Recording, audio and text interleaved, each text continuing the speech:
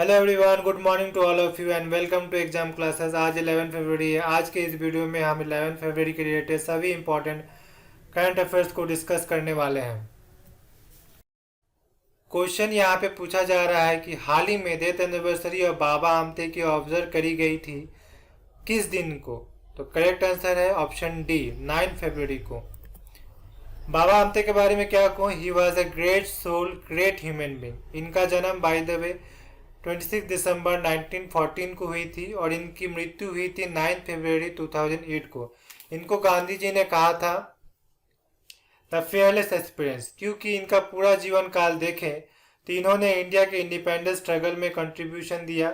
एक freedom fighter थे। बाद में लेप्रोसी जो एक बहुत ही खराब बीमारी है, उनके जो सफरर है, उनके जो पेशेंट है, उन्हें प्रॉपर रिस्पेक्ट मिले, उनको प्रॉपर केयर मिले, उसके लिए बहुत अभियान किए। बहुत से फील्ड में इन्होंने सोशल वर्क किया है और सेल्फलेस तरीके से अपनी लाइफ जी। ओवर द ईयर इनको बहुत सारे सम्मान भी मिले। इन्हें पद्म भूषण से सम्मानित किया जा चुका है, जो है इंडिया का सेकंड हाईएस्ट ऑनर। उसके अलावा doctor Ambedkar international award, the Gandhi peace award भी मिल चुकी है। He is also known as the modern Gandhi of India. इन्हें मॉडर्न गांधी ऑफ इंडिया भी कहा जा चुका है। नेक्स्ट क्वेश्चन पूछा जा रहा है कि भारत और अफगानिस्तान ने हाल ही में sign an agreement to build a Shahtoot dam. आपको ये बताना है कि शाहतूत डैम अफगानिस्तान में कहाँ पे बनेगा। तो इसका करेक्ट आंसर है option C, Kabul. India and Afghanistan ने एक एमओयू साइन कर चुकी है शाहतूत डैम बिल्ड करने के लिए। एक्चुअली ये काबुल में है, जो आउटस्कर्ट है काबुल का, वहाँ पे बनने वाला है। टेक्निकली काबुल में आता है।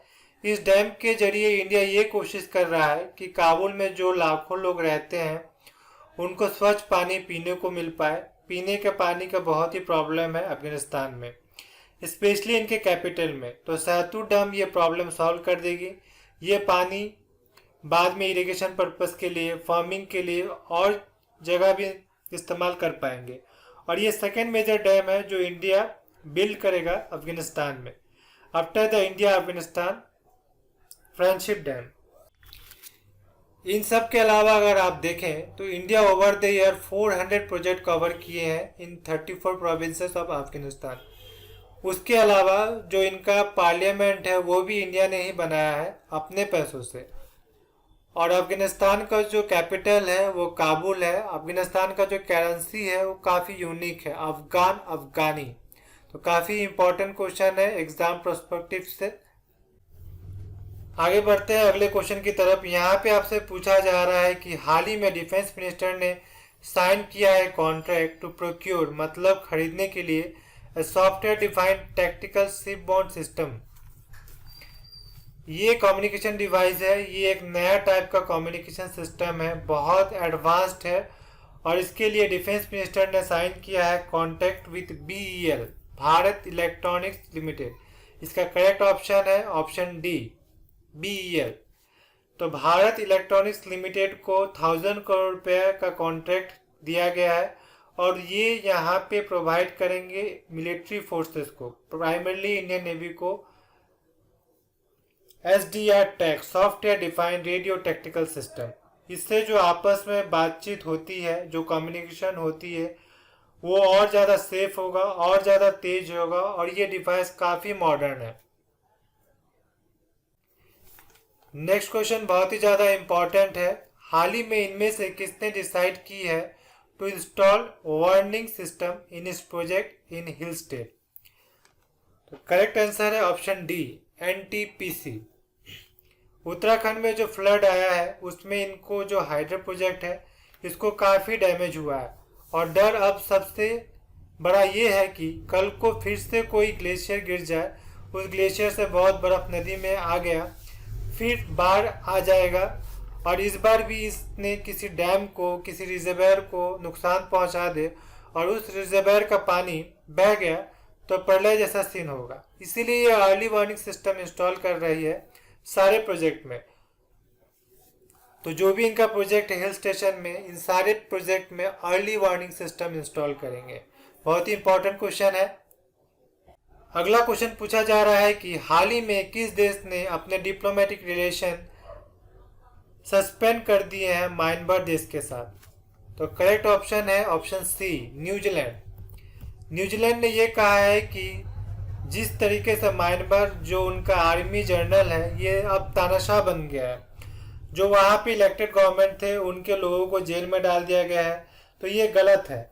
और ये सब देखते हुए न्यूजीलैंड ने अभी के लिए यहाँ पे कह रहा है कि हम लोग म्यांमार के साथ कोई भी रिलेशन नहीं रख सकते हैं, we are suspending all relation. तो न्यूजीलैंड का कैपिटल देखें तो न्यूजीलैंड का कैपिटल वेलिंगटन है और इसकी करेंसी न्यूजीलैंड डॉलर है। बढ़ते हैं अगले प्रश्न की तरफ। यहाँ पे आपसे पूछा जा रहा है कि हाल ही में voice of the customer award इनमें से किस इंटरनेशनल एयरपोर्ट को मिला है। तो करेक्ट ऑप्शन है ऑप्शन डी, कैंपोगोड़ा इंटरनेशनल एयरपोर्ट। ये एयरपोर्ट बेंगलुरु में है। इनको जो रिकॉग्नाइजेशन ये मिली है from airport council international world voice of the customer award से। आगे बढ़ते हैं नेक्स्ट क्वेश्चन की तरफ। यहाँ पे आपसे पूछा जा रहा है कि हाल ही में किस राज्य ने ये डिसाइड किया है कि सुप्रीम कोर्ट जाएंगे बॉर्डर डिस्प्यूट को लेकर विद आंध्र प्रदेश।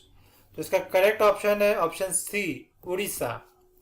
उड़ीसा ने यहाँ पर यह कहा है कि कुछ एरिया को लेकर इनका डिस्प्यूट है विद आंध्र प्रदेश। तो यहाँ मैप में दे सकते हैं ये उड़ीसा है और ये आंध्र प्रदेश है। आंध्र प्रदेश के जो बॉर्डर इलाके में जो गांव है उड़ीसा कह रहा है ये इनके टेरिटरी में आता है, तो इसको लेकर ये अब सुप्रीम कोर्ट जाएंगे। बाय द वे उड़ीसा का काफ़ी बॉर्डर डिस्प्यूट चल रहा है बाकी स्टेट के साथ भी, तो वेस्ट बंगाल, झारखंड और छत्तीसगढ़ के साथ भी बॉर्डर डिस्प्यूट चल रहा है उड़ीसा का। अगले प्रश्न की तरफ नेक्स्ट क्वेश्चन यहाँ पे पूछ रहे हैं कि हाल ही में प्रेसिडेंट ऑफ इंडिया ने इनॉग्रेट किया है एक museum dedicated to general K S. Thimayya. ये म्यूजियम किस राज्य में इनॉग्रेट किया गया है। तो करेक्ट ऑप्शन है option B, Karnataka. General Thimayya army chief of staff देश के फॉर्म 1957 टू 1961 थे। ये एक बहुत ही नाजुक दौर था इंडिया के हिस्ट्री में। इनका जो एंसेस्टर हाउस है उसी को कन्वर्ट कर दिया है इनटू म्यूजियम। नेक्स्ट क्वेश्चन यहाँ पे पूछा जा रहा है कि name the founder of Rang Vidushak Padma Shri who passed away recently. तो करेक्ट ऑप्शन है ऑप्शन ए, श्री बंसी कौल। इनका ओवर द ईयर बहुत बड़ा कंट्रीब्यूशन था in the field of theatre और हाल ही में इनका निधन हो गया है at the age of 71। Next question पूछा जा रहा है कि हाल ही में कौन सी स्टेट बनी है 12 state to complete one nation one ration card system reform. तो करेक्ट ऑप्शन है ऑप्शन डी, राजस्थान। आपको पता होगा आजकल के समय one ration one card system reform चल रहा है। अगर मान लिया जाए कोई लेबरर है मध्य प्रदेश से और उत्तर प्रदेश में जाके काम करता है तो वो राशन कार्ड यूज कर सकता है वहाँ पे, तो उसको लिए लागू कर रहे हैं one nation one ration card system all over the country. और राजस्थान ने ज्वाइन कर लिया है 11 अनदर स्टेट्स को, नेमली आंध्र प्रदेश, गोवा, गुजरात, हरियाणा, कर्नाटका, केरला, मध्य प्रदेश, तेलंगाना, तमिलनाडु एंड उत्तर प्रदेश। तो ये थे आज के करंट अफेयर्स। चैनल में आप नए हैं तो सब्सक्राइब कर लीजिए, साथ ही लाइक भी कर दीजिए और शेयर भी कर दीजिए। Thank you for listening.